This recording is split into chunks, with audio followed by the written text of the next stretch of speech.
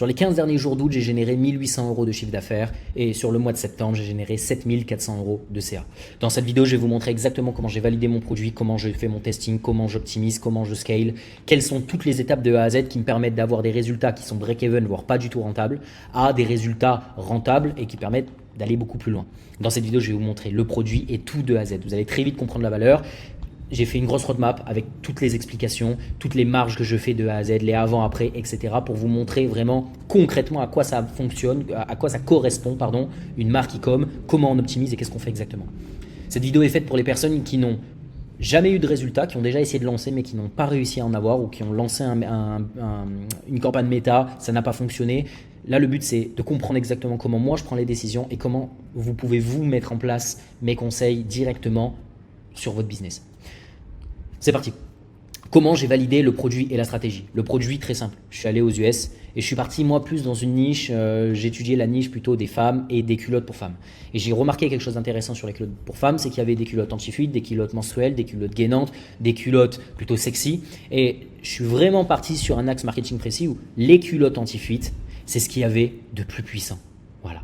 Et en France, là, à l'heure actuelle, dans tout ce que j'ai fait comme recherche, j'ai utilisé TrendTrack, j'ai utilisé Perplexity, j'ai utilisé Google Images, j'ai tout simplement screené l'image de mon produit et l'envoyé dans Google et j'ai regardé un petit peu tout ce qui se proposait et il y avait énormément de demandes sur les culottes menstruelles mais très peu sur les culottes d'incontinence, donc les fuites urinaires. Et tout simplement, ce que j'ai fait, c'est que j'ai dit ok, je vais l'importer en France. Il y a une place sur le marché, j'ai fait la veille concurrentielle, il y a une place, il y a énormément de demandes, donc let's go. Je me suis un petit peu spécialisé dans un second axe marketing qui est pour les femmes qui sont en surpoids, qui fonctionne très très bien. Et donc voilà comment j'ai sélectionné mon produit. Je vous passe les détails. J'ai fait une vidéo juste avant celle-là qui dure 50 minutes où je vous montre toute la valeur exactement comment j'ai validé ce produit-là beaucoup plus en détail. Okay, donc si vous êtes curieux, vous pouvez aller checker. Comment j'ai validé la stratégie? Le concurrent, très simplement, il avait 75 ads actives, il était en train de scale. Donc tout ce que j'ai fait, c'est que je me suis dit ok, let's go. Il est en train de cartonner sur Facebook Ads, je vais faire exactement la même chose et tout translate en français, tout adapté pour un marché français. Donc voilà, là par exemple j'ai l'exemple de Decrea. Là il y avait du texte en anglais. Le hook, moi tout simplement, je suis venu sur CapCut, j'ai rajouté par-dessus les femmes de plus de 55 ans qui souffrent de fuite. Paf, direct. Voilà, j'ai adapté. Et le budget, 1000 €. Petit disclaimer, c'est une stratégie de copier-coller entre guillemets, j'ai adapté, j'ai fait du montage derrière, donc les vidéos ne sont pas exactement les mêmes que celles du concurrent, d'accord? Ça c'est vraiment, j'insiste que si vous vous lancez, ça peut être intéressant de faire ce genre de stratégie, mais si vous voulez scale et aller plus loin, il va falloir immédiatement faire vos propres créas, utiliser de l'intelligence artificielle pour vraiment vous démarquer et proposer du contenu authentique, parce que de plus en plus Facebook propose, bloque les personnes qui font du copier-coller. On a une mise à jour qui s'appelle Andromeda là, qui est arrivée il n'y a pas longtemps et qui justement pousse à faire du renouvellement de créa beaucoup plus poussé, beaucoup plus authentique et voilà, tout simplement. Donc c'est juste un petit disclaimer pour ça. Moi c'est ce que j'ai mis en place, ça a fonctionné pour moi, ça devrait fonctionner pour vous, mais c'est pas ça c'est pas du copier-coller qui vous fera atteindre les 5, 10 000, 15 000 € de chiffre d'affaires par mois parce que ça va bloquer au bout d'un moment. Voilà. Et je me suis accordé un budget de 1000 € pour tester tout ça. Okay, vous allez voir, je ne les ai pas dépensés du tout. Je vais vous montrer. Alors la boutique, comment se constitue la boutique? Très simplement, des mock-ups. Malheureusement, là, je ne montre pas tous les mock-ups, mais il y a une dizaine de mock-ups qui montrent le produit, qui montrent les différentes couches, qui montrent avec le packaging, qui montrent le produit porté, le guide détail, etc. Tout ça, ça permet vraiment de comprendre et de voir comment fonctionne la culotte. Ensuite, très facilement, 4 arguments marketing vraiment bénéfices, fonctionnels, qui montrent exactement à quoi ça sert. Ça permet que juste le bloc produit et notre offre, ça permet qu'un enfant de 10 ans soit capable de comprendre à quoi ça sert. Voilà. Très simplement, j'ai fait une offre sur la quantité, une culotte, 3 culottes, 5 culottes à 20, 30, 40 €. Très simple. J'ai testé comme ça au début. Et après, j'ai mis 6 sections. 6 sections qui se composent d'avis clients, de preuves sociales, d'arguments d'autorité, donc d'arguments d'autorité, peut-être pas encore, ça va venir après, c'est pour ça que j'en parle là maintenant, mais c'est dans la phase de testing, j'y étais pas encore du tout dans les arguments d'autorité. Là, je suis vraiment arrivé avec des arguments précis, expertise, qui montrent les différentes couches, qui montrent les différentes étapes, qui montrent un mode d'emploi, la différence entre les solutions autres que la culotte et la culotte. Le but, c'était vraiment de mettre un maximum d'émotionnel dans tous les titres et un maximum de bénéfices fonctionnels dans tous les textes. Qu'est-ce que c'est la différence entre les deux? Les bénéfices fonctionnels permettent de justifier l'achat. Et les bénéfices émotionnels permettent de créer l'achat. Par exemple, demain vous achetez un Mac, vous allez justifier votre achat auprès de vos amis parce que c'est le meilleur ordi, parce qu'il y a les fonctionnalités, blablabla, alors qu'en réalité, la majorité d'entre vous achètent des Macs que parce que c'est un Apple, parce que c'est Mac et parce que c'est ça que vous voulez et que c'est juste un système d'appartenance émotionnel dans lequel vous voulez faire partie. Tout simplement. Donc voilà, ça c'était ma démarche avec 6 sections. Si toi là tu as testé et tu as moins de 6 sections, je te conseille d'en rajouter. Là il faut cartonner, il faut que ton image, il faut que ta page produit elle soit au mieux du mieux. Le testing, comment je m'y suis pris? Le testing, j'ai créé une campagne en ABO, en Adset, budget, optimisation. J'ai très simplement mis un Adset, Broad, à 50 € et j'ai envoyé 3 créas. Là, celle-là, c'était du renouvellement. C'est pour après, c'est pour septembre, vous allez comprendre. Donc, j'ai envoyé 3 créas et sur ces 3 créas, j'ai laissé tourner, tout simplement, pendant 48 heures. L'objectif, c'est de pouvoir juger. J'ai envoyé 3 créatives. L'objectif, c'est de pouvoir juger à partir du moment où une ads elle a dépensé 60 € de spend. Tant qu'elle n'a pas dépensé 60 €, vous ne pouvez pas juger une ads. C'est comme si vous voulez élire le président de la République sur 1000 votes. C'est pas possible, ce serait pas du tout représentatif par rapport à la population en France. Mais là, c'est pareil. Si vous jugez une ads qui a été vue par 1000 personnes, c'est pas assez pour l'algorithme pour que vous soyez capable de dire ok, c'est une bonne créa ou une mauvaise créa. Donc, il faut qu'il y ait au moins 60 € de dépenses minimum. Et ça vous permettra d'avoir une vue à peu près logique pour voir si vous êtes rentable, si vous n'êtes pas rentable et qu'est-ce que vous devez faire avec cette créative-là. Moi, très simplement, la stratégie, c'est si votre ROAS, au bout de 60 € de dépenses, il est inférieur à 1.5, vous coupez. Moi, je dis 1.5 parce que mon ROAS break-even, il est à 1.55. Okay, donc là, vous, si vous avez un ROAS break-even à 1.8, si au bout de 60 € de dépenses, vous avez un ROAS inférieur à 1,8, vous coupez. Ok, tout simple. Et ça, c'est la base. Si par contre, mon ROAS, il est inférieur à 1,8 mais supérieur à 1,5, qu'il est entre les deux, alors là, je vais venir regarder je vais venir regarder le coût par ajout au panier. Pourquoi? Parce que on est d'accord, s'il y a des ROAS qui sont rentables à plus de 2, là, moi, je laisse tourner. Très simple, je suis rentable, donc je laisse tourner. Si j'ai des ROAS qui sont entre 1,5 et 1,8, qui ne touchent pas encore mon ROAS target, mon ROAS target, là, en l'occurrence, c'est 2,1.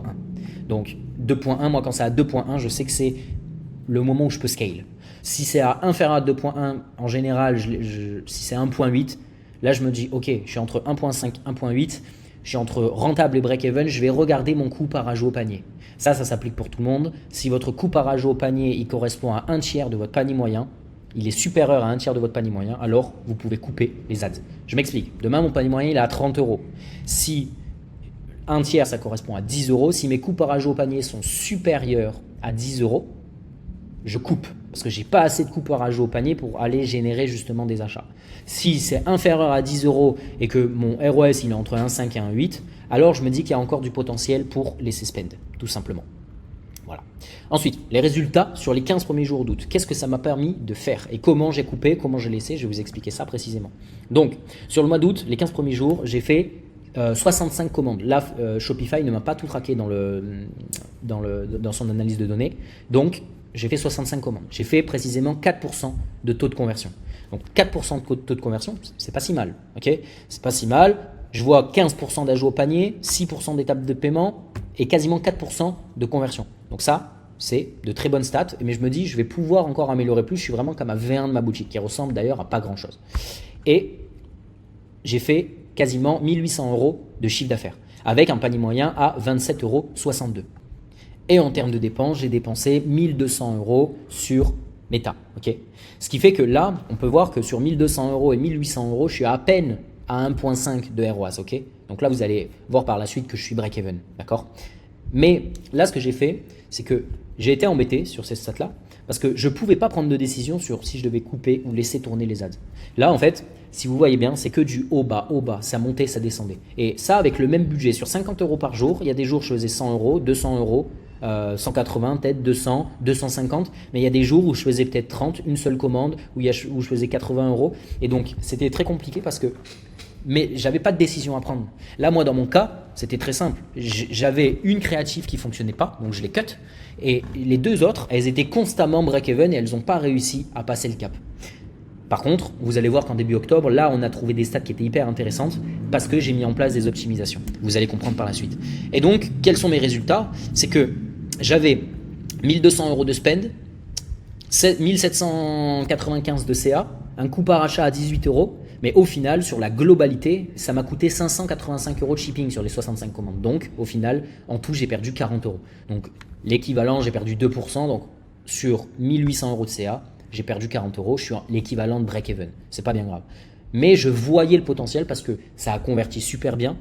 J'ai un panier moyen assez faible, donc je peux optimiser. J'ai une boutique qui est naze, que je peux largement optimiser. J'ai aucun upsell, j'ai aucun mailing mis en place. Donc moi derrière, je vois énormément d'optimisation qui me permettent du coup de me dire, ok, là, je suis break-even sans avoir rien fait pendant 15 jours. J'ai juste coupé une créa parce qu'elle ne fonctionnait pas, sinon j'ai laissé tourner. Et donc, ça m'a permis ensuite de voir les optimisations.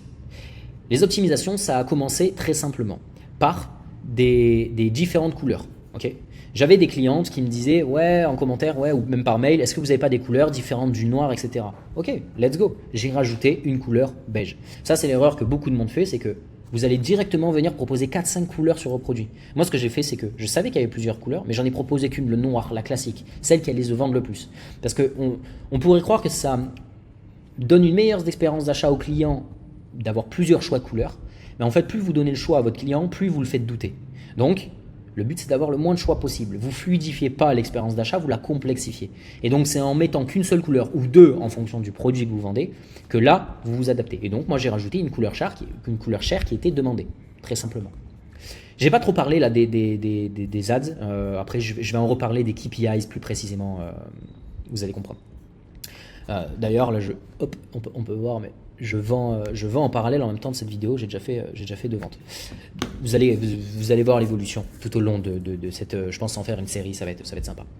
Ensuite, qu'est-ce que j'ai regardé? J'ai regardé mes commandes. Ok, dans toutes mes commandes, je pouvais voir que la majorité prenait ma deuxième et ma troisième offre et qu'il y en avait 1, 2, 3, 4, 5, 6. Voilà, là j'ai peut-être 6 commandes à 19, mais sinon tout le reste 1, 2, 3, 4, 5, 6, 7, 8, 9, 10, 11, 12. En fait, j'ai la majorité des gens qui prennent, j'ai plus de 70% des gens qui me prenaient en fait mon offre 2 et mon offre 3. Et donc là, je me suis dit, ok, j'ai beaucoup de gens qui prennent l'offre à 39, pourquoi pas améliorer mon offre? Et là, pour améliorer mon offre, je suis passé du coup de ça à ça. Je vais vous expliquer comment j'ai réfléchi à tout ça. Très simple. Mon but, c'était de me dire, ok, beaucoup de monde prend la 39, donc pourquoi pas proposer la troisième offre encore plus chère? Mais on a toujours ce truc de se dire, merde, si je propose plus cher, est-ce que ça va vraiment fonctionner? Donc pour venir appuyer l'augmentation du prix, et pour venir aussi me rassurer les clients potentiels et donner cette justification du prix, j'ai apporté des cadeaux en plus. Et donc là, j'ai fait ce système de triple saut, on appelle ça. Le triple saut, c'est par exemple, vous vendez une quantité pour la première offre, 2 quantités pour la deuxième et 3 quantités pour la troisième. Là, moi, ce que j'ai fait, bon, c'est 1, 3, 5, c'est l'équivalent comme ça. Et là, moi, ce que j'ai fait, c'est que la dernière, au lieu d'en mettre 5, j'en ai mis carrément 7. Parce que si une dame est prête à en acheter 5, c'est qu'elle est prête à en acheter 7 également. Peut-être pas toutes, mais la majorité des cas. Et derrière, il y a une réduction des prix des culottes qui est encore plus importante, mais surtout, j'ai rajouté des guides offerts. Par exemple, là, moi, j'ai rajouté un guide offert pour avoir des exercices, pour se muscler le plancher pelvien, pour avoir moins de fuites, des exercices, comment on appelle ça, un plan nutrition. J'ai un guide très simple en mode e-book. Okay, et là, je le mets que sur les 2 dernières offres pour optimiser le fait que si j'ai 30% des gens qui commandent la première offre, moi, mon objectif, c'est de mettre le paquet sur la deuxième et la troisième offre pour encore plus limiter le fait que les gens veulent prendre la première offre. Et là, le guide, il justifie encore plus l'achat d'acheter la deuxième offre pour toutes celles qui voulaient la première. Et en deuxième, j'ai rajouté un protège-slip adaptable aux culottes classiques qui se clipse tout simplement aux culottes. Et ça permet encore plus de se dire, ok, la personne, elle hésitait entre la deuxième et la troisième, ça justifie encore plus le prix de prendre la troisième. Okay, voilà comment j'ai eu ma réflexion pour développer ça. Et ça a très bien fonctionné, je vais vous montrer pourquoi par la suite. Ensuite, ma boutique, comment je l'ai optimisée? J'avais des questions de mes clientes et donc j'ai dû rajouter absolument plusieurs détails. La première chose, c'était le guide détail.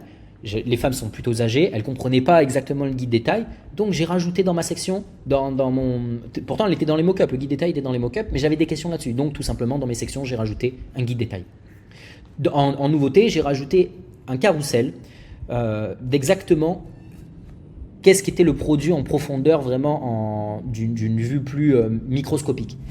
en parlant de la qualité, de la matière. Et donc là, j'apporte encore plus une expertise sur mon produit. Voilà, un cœur absorbant, triple couche, etc. dans le carrousel. J'ai ajouté également une image de marque, parce que une image de marque, un visage de marque.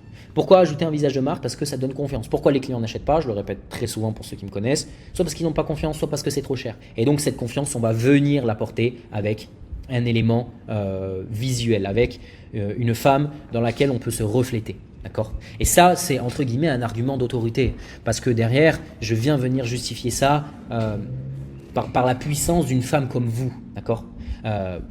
Tout simple.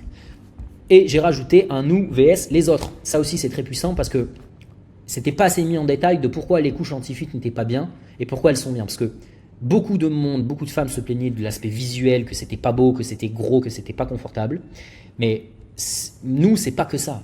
Nous, c'est une protection intégrée, c'est réutilisable, c'est un confort, il n'y a pas d'humidité, il n'y a pas d'odeur, enfin, ça n'a absolument rien à voir. Et donc, ça manquait réellement, donc on a fait une petite section là-dessus. Voilà, c'est tout. J'ai optimisé ça, j'ai aussi ajouté évidemment la couleur et j'ai amélioré légèrement mes mock-ups en mettant un petit peu plus de visage pour donner plus de visage de marque, d'accord, pour donner plus de confiance. Voilà, en gros, j'ai rajouté 1, 2, 3, 4 sections en plus, amélioré un peu mes mock-ups et amélioré mon bundle. Voilà comment j'ai fait mon optimisation après avoir été break-even pendant 15 jours. Ensuite, derrière, ce que j'ai fait comme optimisation, c'est que je suis venu apporter du renouvellement de statique et de créa. Et là, particulièrement, en fait, je me suis retrouvé avec 3 ads et je voulais vraiment tester précisément une créa par une ads exactement précise. Pourquoi? Pour avoir une dépense seulement sur mon ads pour savoir la juger et récolter une data précise de ce que je voulais dans mes ads. En fait, là, dans mon ad set broad, j'avais 3 ads à l'intérieur. C'est super parce qu'elle me permet d'être break-even, elle ne me permet pas d'être rentable sans avoir apporté d'optimisation, mais elle ne me permet pas de juger exactement quelle est les meilleures créas dedans. J'en avais 3, là j'en ai 2, donc j'en ai 2 qui fonctionnent bien, mais je voulais faire un renouvellement de créa sans avoir apporté trop dans un même ad set. Donc, qu'est-ce que j'ai fait? J'ai apporté ad set par ad set, une créa, à chaque fois. Là, c'est coupé parce que je tourne cette vidéo, on est en novembre, on est début novembre, donc j'ai déjà les stats d'octobre, là je vais vous présenter les stats de septembre, mais j'ai déjà coupé ça parce que c'est des stats, c'est des créas et des statiques que j'ai testés.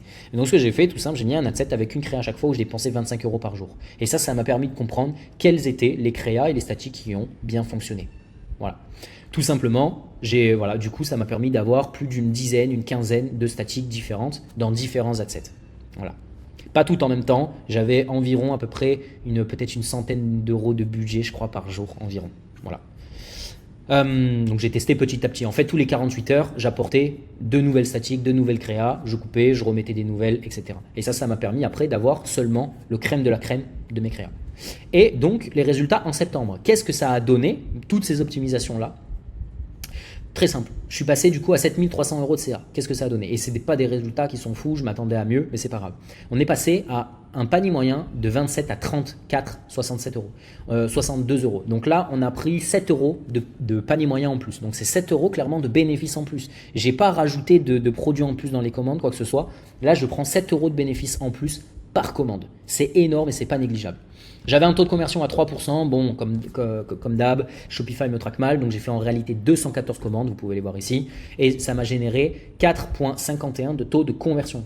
4,50 de taux de conversion, c'est génial, parce qu'on pouvait se rendre compte que j'avais fait le calcul, j'étais à peine 4%, et là j'ai pris 4,50, donc j'ai pris 0,5% de taux de conversion en faisant les petites améliorations que j'ai fait, que ce soit sur mon offre ou sur ma page produit. Mais surtout, c'est un taux de conversion qui est encore plus concret parce que là, je fais 200 commandes. Donc, il y a vraiment eu 4% de taux de conversion, alors que là, potentiellement, j'ai fait 4%, peut-être que ça aurait été un peu moins, peut-être ça aurait été un peu plus, mais c'est beaucoup plus vague d'avoir 4% sur 50 commandes que 4,5% sur 210 commandes. Ok, bon, voilà, je ne sais pas si je suis très clair, mais voilà à quoi ça m'a mené. Ensuite, le panier moyen. Le panier moyen, j'en ai parlé juste après, j'avais 27 en août, 34 en septembre. Très simple. Et on voit la différence. Et ensuite, pour les créas, me voilà avec les différentes créas et les différentes dépenses. D'accord? Et donc, en tout, j'ai dépensé 3800 € sur Meta Ads. Les KPIs les plus importants à regarder, je ne l'ai pas précisé avant, c'est peut-être un peu tard là, mais bon, je ne vais pas recommencer cette vidéo. Le but, c'est que ce soit un one-shot, qu'il y ait le moins de coupures possible, que ce soit le plus authentique et que vous compreniez la valeur, tout simple. Mais là, les KPIs les plus importants, c'est les CPM, les coûts par action, donc les CPA, très simple, les CTR c'est le taux de clic que vous avez sur vos créas, les CPC, les coûts par ajout au panier et votre ROAS. Ça, c'est les plus importants pour prendre des décisions. Derrière, il existe des KPIs secondaires qui vous permettent de comprendre les datas par rapport aux créatives. Je pense par exemple au hook rate. Le hook rate, c'est le taux de personnes qui ont regardé plus de 3 secondes de votre vidéo. C'est juste le hook rate, c'est dans le nom. Et donc ça permet de comprendre, ok, combien de personnes a potentiellement regardé mon hook. Il existe d'autres KPIs qui vous permettent de comprendre, ok, combien de pourcentage de gens a regardé ma vidéo en entière, à 50%, comment intéresse la créative par rapport aux gens. Et ça vous permet de comprendre, ah ok, cette créa elle a un meilleur hook, ah cette créa elle a un meilleur cœur de créa, ah cette créa elle est un peu longue, il n'y a personne qui la regarde jusqu'au bout. Et ça, mine de rien, petit à petit, c'est de la data que vous pouvez récupérer. Et si vous la récupérez, vous allez être capable de générer des nouvelles créatives, des nouvelles statistiques encore plus pertinentes en utilisant les datas que vous avez déjà récoltées. Les patterns, entre guillemets, c'est des patterns de statistiques de créa que vous récoltez. Et donc, qu'est-ce que j'ai fait? Là, j'ai eu des résultats un petit peu mieux. Sur les 7300 euros de CA, j'ai dépensé 3800 euros de spend sur Facebook Ads et ça m'a permis d'avoir un ROS de 1,93. Ce qui n'est absolument pas génial, d'autant plus que mon ROS break-even il a 1,52. Mon ROS target, donc mon ROS cible que je vise pour avoir un minimum de rentabilité logique et intéressante, c'est 2.1, qui me permettent surtout, les 2.1, c'est ok, si je fais 2.1 d'ROAS, je sais que je peux scale. Tant que je ne suis pas à 2.1, je ne scale pas. Et mon ROS range, c'est entre 1,8 et 2,50. Si je fais à partir de là, de maintenant, là par rapport au stade que j'ai, si j'ai moins de 1,8, je cut. Très simple, je cut. Je me fais pas chier avec des créas qui font 1,7, même si je gagne un petit peu d'argent, je les laisse pas tourner, ça me sert à rien. Et donc là, j'ai réussi à avoir un ROS de 1,93, tout en sachant que j'ai pas été optimal sur l'optimisation des boutiques. Moi, j'ai d'autres business aussi à côté. Moi, le but, c'est de présenter cette boutique-là au open, vraiment la documenter. Donc, j'ai pas mis mon focus là-dessus. Le but, c'est qu'en octobre, novembre, décembre, je vais mettre beaucoup plus mon focus, entre guillemets, avec des meilleures optimisations et que je prenne le projet un peu plus au sérieux. Mais là, c'est des stats qui sont vraiment pas folles. Mais je passe quand même d'un bénéfice qui était en perte de moins de 2% à 14% de marge. Vous allez me dire, oui, mais 14% de marge, c'est pas beaucoup, machin. Oui, c'est pas beaucoup, mais en un mois et demi, j'ai réussi à mettre 1000 euros dans ma poche. En un mois et demi, ok? Sans parler évidemment de TVA, etc. Si vous êtes en micro-entreprise, là, normalement, vous avez l'ACRE la première année, vous payerez 10%, ça veut dire que vous serez encore break-even et que vous n'aurez rien gagné, c'est évident, mais l'objectif, c'est de voir beaucoup plus long terme et de construire. Si là, vous vous arrêtez maintenant parce que vous dites, en fait, je génère du CA, mais je ne gagne pas, c'est trop con. Là, il faut bosser plus. Là, moi, j'ai un projet entre les mains qui pourrait me permettre d'atteindre 20, 30, 40% de marge sans problème. Et là, j'ai fait aucun scale. Derrière, là, l'objectif, imaginons, moi, ça fonctionne. On va parler légèrement de fiscalité. Moi, demain, ça fonctionne. J'arrive à faire 20, 30, 40 000 euros de chiffre d'affaires sur cette boutique et je sais que je marge environ qu'à, j'en sais rien, 20%. Je pourrais plus être en micro-entreprise. Je vais créer une société, très simplement, où je vais mettre en franchise en base, tout simplement, pour ne pas avoir à payer de TVA. Et je laisse tout l'argent dans la société et tout l'argent que je gagne, je le réinvestis pour optimiser.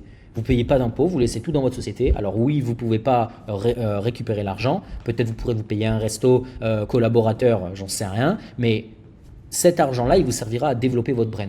Et croyez-moi que si demain vous êtes capable de générer du chiffre d'affaires, il y a toujours des moyens pour en dégager du bénéfice. La fiscalité, il faut juste être bien branché, bien informé. Donc voilà, ne vous faites pas piéger. En tout cas, là, en un mois et demi, j'ai généré 7300 euros de CA, 1000 euros de bénéfice. Voilà. Enfin, j'ai généré plutôt même 9000 euros de chiffre d'affaires pour 1000 euros à peu près de bénéfices. Mais je veux dire, en un mois et demi, toi demain tu veux juste faire un complément de salaire, rien que déjà tu as 1000 euros au bout d'un mois et demi, et tout en sachant que c'est des mois de merde, c'est juste le début, en un mois et demi, qui fait ça? Qui gagne 1000 euros? Ok. Bon, voilà un petit peu pour l'idée. Ensuite, optimisation pour le mois d'octobre. Ça, c'est ma visu que je vais vous présenter. Je vais mettre en place les mails de relance de paniers abandonnés. Très simplement, là, c'est ce que j'ai mis en place pour le mois d'octobre. Là, l'objectif, c'est que sur les mois d'octobre, là, c'est simple. J'ai eu, par exemple, là, j'ai eu 214 commandes, j'ai eu 316 personnes. Donc là, sur le mois d'octobre, sur le mois de septembre, j'ai eu une centaine de personnes qui ont rentré leur mail, leur numéro de téléphone, qui ont failli rentrer leur carte bancaire, mais qui n'ont pas acheté. Sur ces 100 personnes-là, potentiellement, alors je crois que j'en ai un peu moins, je crois que j'en ai 80, un truc comme ça. Sur ces 80-là, je vais mettre en place des mails de panier abandonnés et je vais en relancer. Et cette campagne-là, elle va être capable de récupérer entre 3 et 10% de ces mails-là. Donc potentiellement, je peux récupérer 8 personnes qui commandent. et 8 personnes qui commandent, ça vous fait peut-être, j'en sais rien moi, si j'ai un panier moyen à 35 euros, ça vous fera à peu près 300 euros de chiffre d'affaires.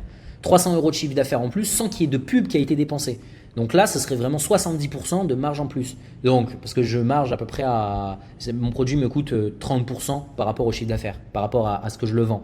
Donc sur 300 euros de vente, je vais peut-être récupérer 200 euros de bénéfices. Mais donc 200 euros de bénéfices en plus, si je les avais ajoutés à ça, je serais à 1200 euros.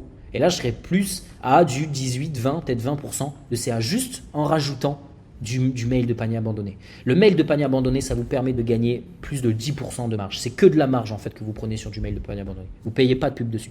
Derrière, qu'est-ce que je vais faire? Je vais ajouter des upsells. Très simple. Là, moi, je vois, ok, sac de protection, de lavage, machine. Je vais mettre des upsells après achat où toutes les personnes qui achètent, je vais leur proposer un sac à 7,90 € pour le lavage. Et ça, même si j'ai que 1-2 clientes qui l'achètent sur 10, ça m'augmente, surtout que le sac me coûte 50 centimes. Donc là, c'est 7 euros de marge qui rentre net dans la poche. Très simple. Et donc ça pareil, ça me permet d'augmenter mes marges. Là, au lieu de faire un x3 sur mon produit en tout sur la globalité de la commande, je fais un x4 sur la commande. Donc j'ai un ROS break-even à 1,30 peut-être. Enfin, les marges sont bien meilleures avec des upsells. Voilà, je ne vais pas m'éparpiller, je parle beaucoup, après je me perds. Et le Scaling Ads. Scaling Ads, très simplement, je vais mettre en place une CBO, je vais renouveler encore à fond des créas, des statiques pour vraiment récupérer que la crème de la crème, que les meilleurs créas et que les meilleurs statiques et que je vais mettre dans une CBO. Voilà. J'espère que cette vidéo vous aura plu. S'il y a des personnes qui sont intéressées de bosser avec moi, j'ai accompagné plus d'une centaine d'élèves, des résultats comme Cyril et Hugo, comme Sonsbero, comme Benjamin, Evan, Paul. Voilà, je vais pas tous vous les montrer. Si vous êtes curieux, vous pouvez mettre des arrêts sur écran pour voir les différents témoignages.